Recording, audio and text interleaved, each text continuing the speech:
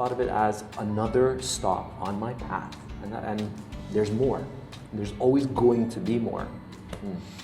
Where are you going now? Man, if I knew, I'm just moving. I'm just moving.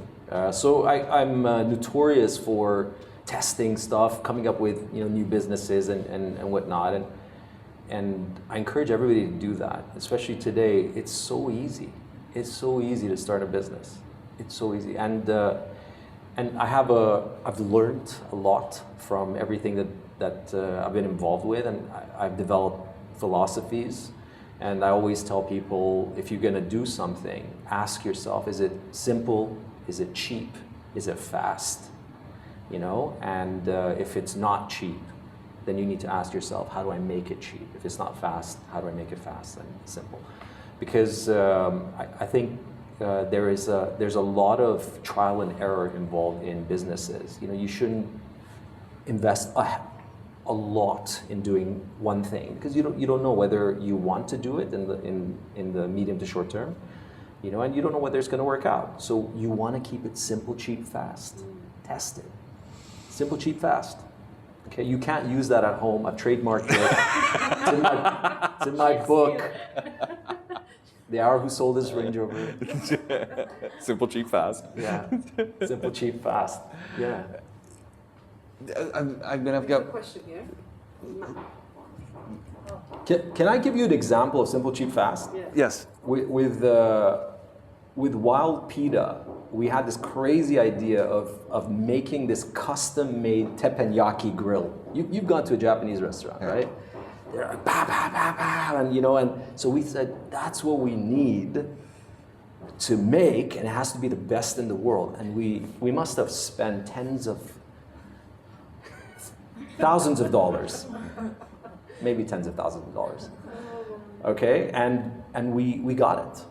And we put it there, we used it, and we found out that, we didn't need it whatsoever. And what happened was, we just took out that entire process, and we just straight put the ingredients in the sandwich. So there's 10,000, but if we had followed the simple, cheap, fast methodology, that wouldn't have happened. And going back to traveling around the world, you see things. And one of the things that I always observed in Thailand, in Cambodia, in Vietnam, and for me, these guys are the elite of entrepreneurs.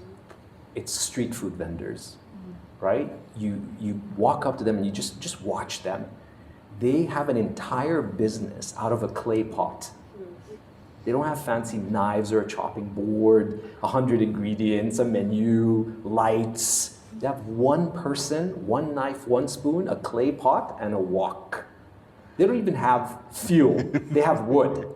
They don't have gas, and they don't have, So, going back to when you move, you observe these things, and then you take it, and you file it, and then you implement it. And when we did Wild Pita 2.0, it was all about simple, cheap, fast, and how can we replicate how those guys were doing it on the street? Because at the end of the day, everybody talks about follow your passion, start a business or whatnot, but you also want to earn a shitload of money. You wanna be wealthy, not for the sake of being wealthy, but because wealth affords all the things you love for yourself and for the people that you love, and to do all the things that you love. Sorry, question.